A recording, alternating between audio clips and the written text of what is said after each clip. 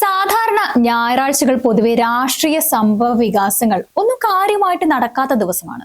എന്നാൽ ഇന്നലെ മലയാള വാർത്താ ചാനലുകളിലെല്ലാം നിറഞ്ഞു നിന്നത് വി.ഡി. സതീശനായിരുന്നു. അതിന്റെ വിശദാംശങ്ങൾ പല വീഡിയോകളിലായിട്ട് പറഞ്ഞിട്ടുള്ളതിനാൽ ആവർത്തിക്കുന്നില്ല. എന്നാൽ ഇപ്പോൾ ഇന്നലെ തന്നെ ഈ ഐറ്റം കുത്തിപ്പൊക്കാനിടയായ സാഹചര്യം എന്തായിരുന്നു എന്നതാണ് ഈ വീഡിയോയിൽ നിങ്ങളുമായിട്ട് പങ്കുവെക്കുന്നത്. ശനിയാഴ്ച കേരളം മുഴുവൻ ആന്റണി രാജുവിന്റെ ജെട്ടി കേസിന് പിറകെയായിരുന്നു. നെടുമങ്ങാട് കോടതി ആന്റണി രാജുവിന് ശിക്ഷ വിധിച്ചപ്പോൾ കേരളത്തിലെ മാധ്യമരംഗവുമായി ബന്ധപ്പെട്ട് മറ്റൊരു കോടതി ഒരു വിധി പുറപ്പെടുവിച്ചിരുന്നു. അത് പക്ഷേ വലിയ പ്രചാരം കിട്ടിയില്ല. സംഭവം റിപ്പോർട്ടർ ടിവിക്കെതിരായ ബാംഗ്ലൂർ കോടതിയുടെ വിധിയാണ്. കുറച്ചു നാളു മുൻപ് മുതലാളിമാരായ ആന്റോ അഗസ്റ്റിൻ സഹോദരന്മാരുടെ തട്ടിപ്പുകൾക്കെതിരെ വാർത്ത കൊടുക്കരുതെന്ന് പറഞ്ഞ് റിപ്പോർട്ടർ ടിവി ഒരു വിധി വാങ്ങിയിരുന്നു. എന്നാൽ ഏഷ്യാനെറ്റും മനോരമയും അതിനെതിരെ അതേ കോടതിയിൽ പോവുകയും ഇവന്മാർ ഗജ ഫ്രോഡുകളാണെന്ന് കോടതിയെ ബോധ്യപ്പെടുത്തുകയും ചെയ്തതോടെ മുൻപത്തെ വിധി കോടതി തിരഞ്ഞെടുക്കുകയും ഇവർക്കെതിരെ കൊടുത്ത വാർത്തകളൊക്കെ വീണ്ടും നൽകണമെന്ന് പറയുകയും ചെയ്തു. പോരാത്തതിന് കോടതിയെ തെറ്റിദ്ധരിപ്പിച്ചതിന് 10,000 രൂപ പിഴയും ചുമത്തി. എന്തിനേറെ പറയുന്നു, റിപ്പോർട്ടർ ചാനലിന്റെ വക്കീല് വരെ കോടതിയിൽ ഇവർ ഇത്ര ഫ്രോഡുകളായിരുന്നു എന്ന് തനിക്ക് അറിയില്ലായിരുന്നുവെന്നും കോടതിയെ തെറ്റിദ്ധരിപ്പിക്കാൻ ഇടയായതിൽ ക്ഷമിക്കണമെന്നും പറയുന്ന അവസ്ഥ വരെ ഉണ്ടായി. രാത്രി ഏഷ്യാനെറ്റും മനോരമയും ഉൾപ്പെടെയുള്ള ചാനലുകൾ ഈ വാർത്ത നൽകി. ഇതോടെ മാനം കപ്പൽ കയറിയ മുതലാളി ഉടൻ തന്നെ എന്തെങ്കിലും ചെയ്യാൻ അരുൺകുമാറിനോട് പറഞ്ഞു കാണും. അതോടെ ഞായറാഴ്ച രാവിലെ തന്നെ ബിഗ് എക്സ്ക്ലൂസീവ് എന്ന പേരിൽ 11 മാസം മുൻപ് വി.ഡി. സതീശൻ നടപ്പാക്കിയ പുനർജനി പദ്ധതിയിൽ വിദേശ നാണയ ചട്ടം ലംഘിക്കപ്പെട്ടിട്ടുണ്ടോ എന്നറിയാൻ CBI അന്വേഷണം വേണമെന്ന വിജിലൻസിന്റെ ശുപാർശ വാർത്തയായിട്ട് അവതരിപ്പിക്കുകയായിരുന്നു.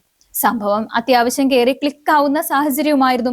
റിപ്പോർട്ടർ വാർത്തയ്ക്ക് പിന്നാലെ തങ്ങളുടെ പ്രധാന റിപ്പോർട്ടർമാരെയും പ്രധാന രാഷ്ട്രീയ പ്രതികരണക്കാരെയും സ്ക്രീനിൽ നിരന്തരം നിറച്ചതോടെ മറ്റു ചാനലുകൾക്ക് പിന്നാലെ പോകാതിരിക്കുവാൻ പറ്റാത്ത അവസ്ഥയായി.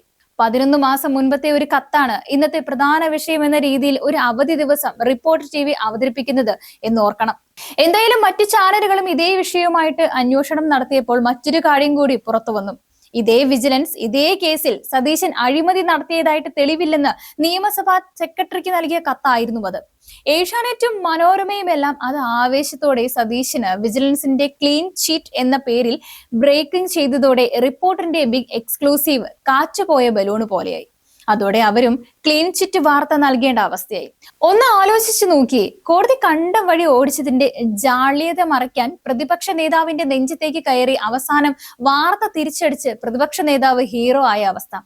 സതീശന് ഇന്നലെ വരെ മറ്റു കോൺഗ്രസ് നേതാക്കൾക്കൊപ്പമായിരുന്നു ഇമേജ് എങ്കിൽ ഇന്നലെ റിപ്പോർട്ടറിന്റെ ഈ ഒരൊറ്റ കുതന്ത്രം പാളിയതോടെ മറ്റാർക്കും എത്തിപ്പിടിക്കാനാവാത്ത അത്ര ഇമേജാണ് കയറിയത്.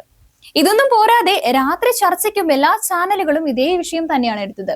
വെനസ്വേലയുടെ മേൽ അമേരിക്ക നടത്തിയ അതിക്രമം പോലെ ഗൗരവമായ വിഷയം ഉണ്ടായിട്ടും എല്ലാ പ്രധാന ചാനലുകളും പുനർജനി വിഷയം ചർച്ച ചെയ്യുകയും മിക്കവാറും എല്ലാ ചർച്ചകളിലും സതീശനെതിരായ ആരോപണങ്ങൾ എല്ലാം തന്നെ മുനയൊടിക്കുകയും ചെയ്തു.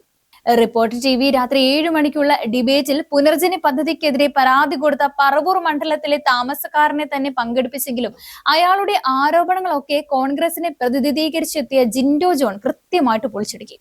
അതിനുശേഷം റിപ്പോർട്ടറിൽ നടന്ന അവരുടെ എഡിറ്റോറിയൽ പ്രോഗ്രാമായ മീറ്റ് ദി എഡിറ്റേഴ്സിൽ ഇതേ വിഷയം തന്നെ ചർച്ചയാക്കിയപ്പോൾ രാവിലെ വലിയ വായിൽ സതീശനെതിരെ ആരോപണം ഉന്നയിച്ച അരുണിന് തന്നെ അതെല്ലാം തിരുത്തി പറയേണ്ടിയും വന്നു.